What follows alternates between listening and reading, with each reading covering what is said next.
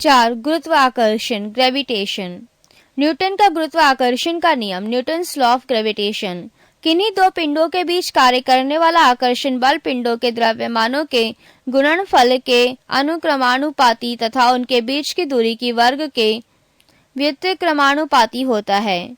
माना दो पिंड जिनके द्रव्यमान m1 एवं m2 हैं, एक दूसरे से r की दूरी पर स्थित हैं, तो न्यूटन के नियम के अनुसार उनके बीच लगने वाला आकर्षण बल F equals to G m1 m2 divided by r square होता है, जहां G एक नियतांक है जिसे सार्वत्रिक गुरुत्वाकर्षण नियतांक कहते हैं और जिसका मान 6.67 into 10⁻11 Nm square divided by kg square होता है। गुरुत्व, ग्रेविटी। न्यूटन के गुरुत्वाकर्षण के अनुसार दो पिंडों के बीच एक आकर्षण बल कार्य करता है। यदि इनमें से एक पिंड पृथ्वी हो तो इस आकर्षण बल को गुरुत्व कहते हैं। अर्थात गुरुत्व एक आकर्षण बल है जिससे पृथ्वी किसी वस्तु को अपने केंद्र की ओर खींचती है।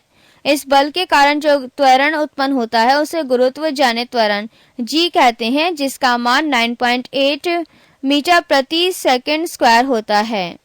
गुरुत्व जनित त्वरण G वस्तु के रूप, आकार, द्रव्यमान आदि पर निर्भर नहीं करता है। G के मान में परिवर्तन। फर्स्ट, पृथ्वी की सतह से ऊपर या नीचे जाने पर G का मान घटता है। सेकंड, G का मान महत्तम पृथ्वी के ध्रुव पोल पर होता है। थर्ड, G का मान न्यूनतम विषुवत रेखा इक्वेटर पर होता है। फोर्थ, पृथ्वी के घूर्णन गति बढ़ने पर G का मान कम हो जाता है। फिफ्थ, पृथ्वी के घूर्णन गति घटने पर G का मान बढ़ जाता है। नोट, यदि पृथ्वी अपने वर्तमान कोणीय चाल से 17 गुनी अधिक चाल से घूमने लगे तो भूमध्य रेखा पर रखी वस्तु का भार शून्य हो जाएगा। लिफ्ट में पिंड का भार, weight of a body in lift. First, जब लिफ्ट ऊपर की ओर जाती है तो लिफ्ट में स्थित पिंड का भार बहुत बढ़ा हुआ प्रतीत होता है। सेकंड, जब लिफ्ट नीचे की ओर जाती है तो लिफ्ट में स्थित पिंड का भार घटा हुआ प्रतीत होता है। थर्ड, जब लिफ्ट एक समान वेग से ऊपर या नीचे गति करती है तो लिफ्ट में स्थित पिंड के भार में कोई परिवर्तन नहीं प्रतीत होता है। फोर्थ, यदि नीचे उतरते समय लिफ्ट की डोरी टूट जाए तो वह मुक्त पिंड की भांति नीचे गिरती है।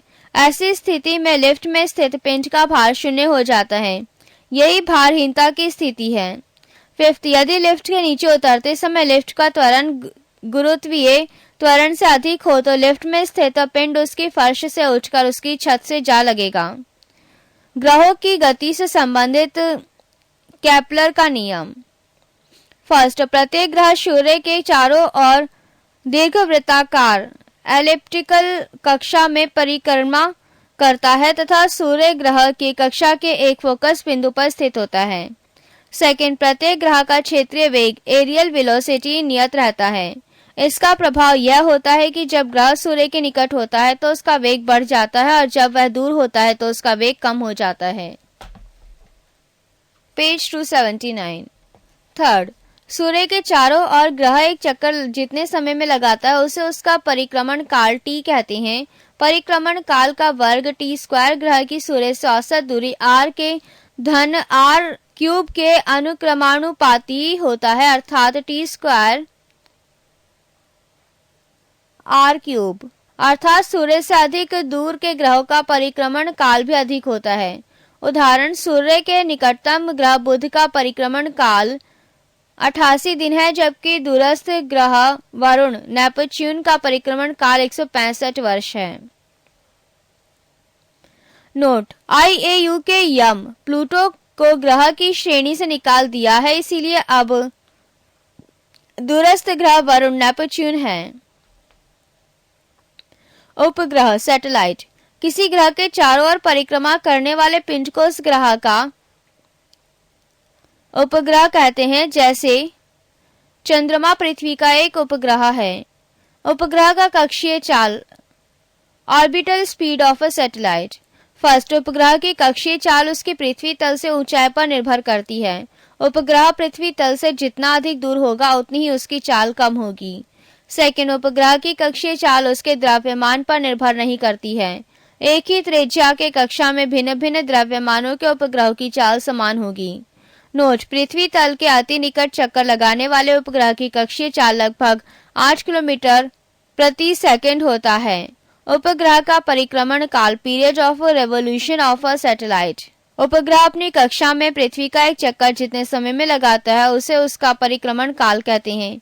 अतः परिक्रमण काल इक्वल्स टू कक्षा की परिधि डिवाइडेड बाय कक्षीय चाल।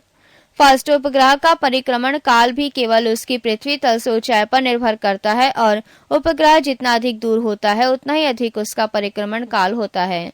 सेकंड, उपग्रह का परिक्रमण काल उसके द्रव्यमान पर निर्भर नहीं करता है। नोट, पृथ्वी का अति निकट चक्कर लगाने वाले उपग्रह का परिक्रमण काल 1 घंटा 24 मिनट होता है। भूस्थायी उपग्रह, जियो स्टेशनरी सैटेलाइट, ऐसा उपग्रह जो पृथ्वी के अक्ष के लंबवत तल में पश्चिम से पूरब की ओर पृथ्वी की परिक्रमा करता है तथा जिसका परिक्रमण काल पृथ्वी के परिक्रमण काल 24 घंटे के बराबर होता है, भूस्थायी उपग्रह कहलाता है। यह उपग्रह पृथ्वी तल से लगभग 36,000 किलोमीटर की ऊंचाई पर रहकर पृथ्वी का परिक्रमण करता है।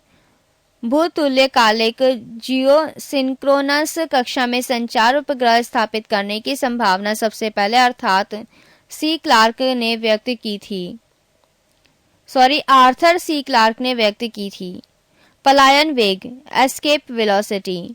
पलायन वेग वह न्यूनतम वेग है जिसमें किसी पिंड को पृथ्वी की सतह से ऊपर की ओर फेंके जाने पर वह गुरुत्वीय क्षेत्र को पार कर जाता है, पृथ्वी पर वापस नहीं आता।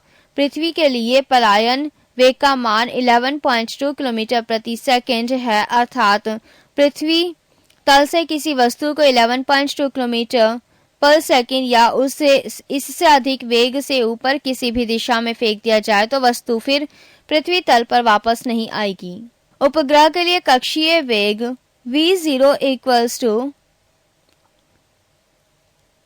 स्क्वायर रूट GRE तथा पृथ्वी तल से पलायन वेग VE equals to square root 2 GRE अतः VE equals to square root 2 VO, अर्थात पलायन वेग कक्षीय वेग का 2√2 गुना होता है।